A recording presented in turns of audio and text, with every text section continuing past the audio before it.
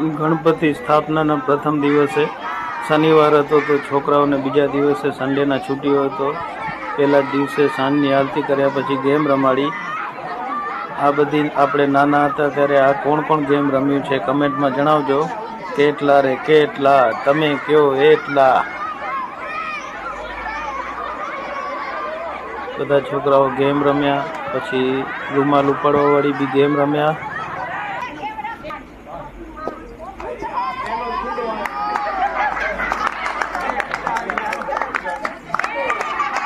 પછી લાસ્ટમાં બધાએ કર્યો